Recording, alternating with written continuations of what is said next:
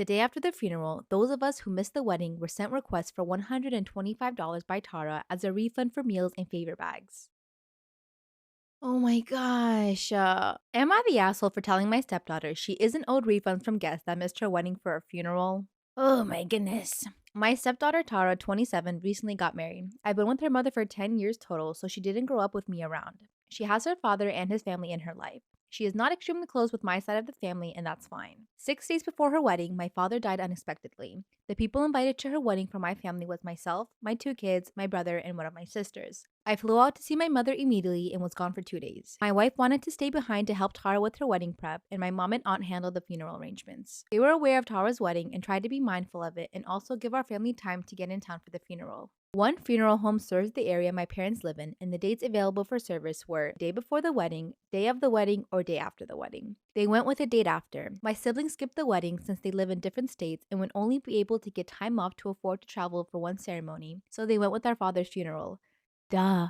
Like, that's the obvious choice. My kids and I stayed for Tara's wedding, took photos, and left right after the ceremony since it was a 6-hour drive, and airline prices were insanely high, and I'd already dropped a good bit of money on the first flight after my dad died.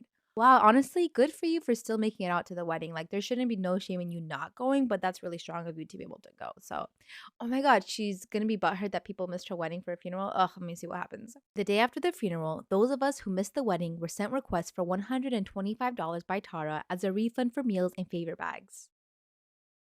Oh my gosh. My kids and siblings asked if she was serious, and I told them I'd call her to find out. When I called, she said she was serious and we had cost her money and owed her for missing her wedding. Yo, their dad died. Oh my, what insensitive piece of shit. Oh my gosh. Tara and my wife think we all should have stayed for the wedding and reception and left afterward. I told them both before the wedding that wouldn't be doable and why. My brother and sister couldn't afford 2 plane tickets or get that many days off, and they had sent their apologies and wedding gifts to her. I also pointed out that we couldn't all fit in one car to drive there. My wife insists that I should pay all the refunds and my mother shouldn't have scheduled a funeral the day after the wedding, and worse for me to leave on Tara's wedding day. Oh my god, this isn't Am I the Asshole, but I think this should be under entitled ass piece of shits. I might be an asshole because I told Tara that we gave her and her husband a few days heads up we wouldn't be attending the reception, so it's not like they got blindsided, and to demand refunds over a funeral was beyond unreasonable. Today I fucked up by inviting the wrong woman to a Green Day concert and a week-long trip to Ireland. So I've been single for a couple years now, out of a 10-year relationship. A complete Tinder noob. That shit wasn't a bad thing back when I was on the dating circuit. Suffice to say, I hate it. I had a few dozen matches but was a bit too depressed in the last 2 years to meet anyone. Keep in mind, I live alone in a foreign country and rarely get unsolicited calls or texts. I finally reach out to one of my matches from months ago, let's call her Lisa, and we start talking. Over the course of a couple weeks, I ask if she'd like to meet for drinks or dinner in her city. She obliges and it's happy days. We meet and have a great time. No awkward silences, just banter over a few beers, and Tinder suddenly feels like a real-life conduit. Lisa's really cute, very pleasant, and just feels like a really nice girl. So we end the date, she walks me to the train station, and we part ways. Lisa, the waitress, left an impression. Fuck it, I like her. I get a message the next day. Nothing romantic, just a simple greeting, and we spark up a convo that lasts the whole length of the day. We talk about life, travel, music, share YouTube songs, etc. I found out she likes Green Day and has always wanted to visit Ireland. I already have a ticket to see Green Day in Dublin this June. Keep in mind this is a 2-hour flight from where I live.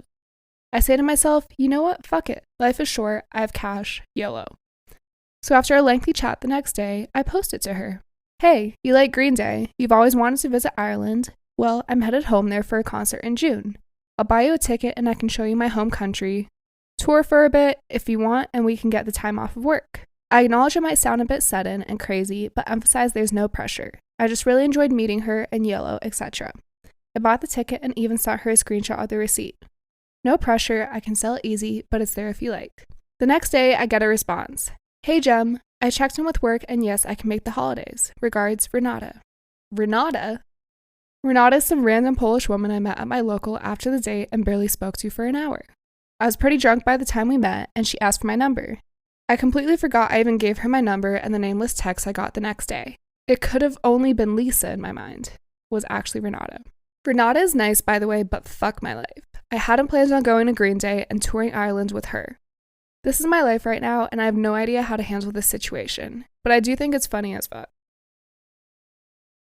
I showed up to my cousin's wedding wearing an almost identical dress as the soon-to-be bride. So my 27 female cousin, 29 female, is soon getting married. The thing is, our families have been in no contact for the last 10 to 12 years because of some issues between our fathers. The feud recently came to an end because all the kids are grown up and we kind of want to keep our differences aside and enjoy the upcoming events. We all had a little reunion. The issue started with my cousin's engagement party. Now I want to highlight that I take good care of myself. I do yoga and dance to stay fit. On some special occasions, I love to dress up a lot. Makes me feel good and confident. My cousin is a doctor, and due to her schedule, she has put on some weight, but I respect her because her profession is tougher than mine. I'm an engineer. For her engagement, I wore a nice, beautiful peach-colored gown. It wasn't a new one. This was a 3-year-old gift from someone. We are Indians, and brides generally prefer to wear lehengas or saris. Sorry if I screwed that up.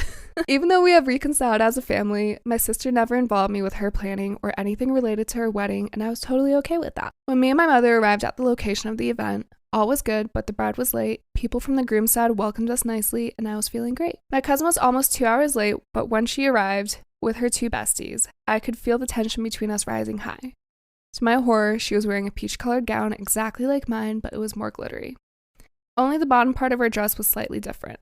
She went on without acknowledging my existence. My mom noticed me but told me to relax as it was an accident and to enjoy myself. She went ahead to help my auntie with further preparations. I took a seat in the corner with my other cousin. When I was talking to him, one of the bride's bestie came to talk. I thought she was there to invite me to join them, but she straight up told me to change my dress. I was speechless. I told her no because 1, there was nothing else to wear, and 2, my house was several kilometers away and it would take me almost 2 hours to do so. She started suggesting different options for buying a new dress or she could lend me some clothes. I firmly told her no. My mom and dad were unaware of all of this. She kept arguing with me but gave up. When the ceremony started, my cousin was looking fine and smiled at me because in the end, she was getting engaged to the love of her life. We both got lots of compliments and I thought the drama was over. But her friends kept giving me side eyes throughout the event and today one of them tried to contact me on Instagram. The most hurtful thing was the fact that there was an after party thrown by the bride and groom for all the cousins and their special friends, but I wasn't invited. I kind of feel like an asshole, but I need an honest opinion. Storytime about how I was groomed for almost 2 years and didn't even know it. So a little background information. When I was 15, my house burnt down, and I went into a little bit of a depression. So after losing everything, my 6 siblings and I had to move into a 3-bedroom place with my grandparents. And a month or so later, I was looking for friends. Someone to talk to or pretty much anything that would just make me feel better. Well, this guy messaged me, and he said, "You're pretty as shit." And I'm 15, so a bitch was excited. Well, 2 weeks later, I asked my mom if I could go over my friend Samantha's. And of course she said yes, because I had stayed with Samantha a lot during this time. Also because there was barely room for any of us in this 3-bedroom house. So a little background information on my parents. My mom had been a police officer for 12 years. Sadly, she had to retire because of a neck surgery. My ex-stepdad was and still is a police officer today. Anyway, so my mom asked for pictures whenever I went over Samantha's to make sure I was really there. Like for part 2. Storytime about how I was groomed for almost 2 years and didn't even know. So like I said, my mom used to ask for pictures to make sure that I was really at Samantha's house. Well, Samantha lived about 10 minutes away from the guy that I was talking to. Every time that I went to her house, I would leave at about 8 p.m. and go over to his house. And he was 26 years old. And obviously I knew my parents would freak the fuck out if they found out. And we had planned to keep this a secret until I turned 18. So that way my parents couldn't tell me that I wasn't allowed to be with him. So flash forward to about 3 days before I turned 18. My mom comes into my work. She walks up to me, shows me a picture of him, and says, "Who the hell is this?" So of course I say I have no idea who the hell she's talking about. She said okay and then left. Well, as soon as I got home, her and my dad were sitting in the living room, waiting for me to explain who that man was. So I told them everything. They decided not to take legal action, but my mom explained to me that I was so young and he took advantage of me and stuff like that, so I never saw him again.